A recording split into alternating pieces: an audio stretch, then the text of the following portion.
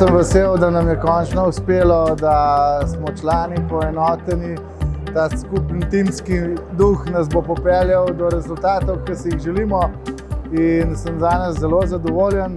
Predvsem sem zadovoljen, da je program in finančni načrt za leto 2022 bil soglasno sprejet in da imamo vse pogoje, da nadaljujemo z delom in ustvarimo celotno zastavljen program v letu 2022.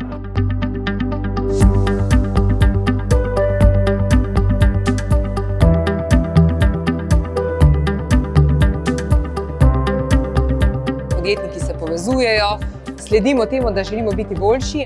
Če vidimo dobro vizijo, potem temu tudi sledimo.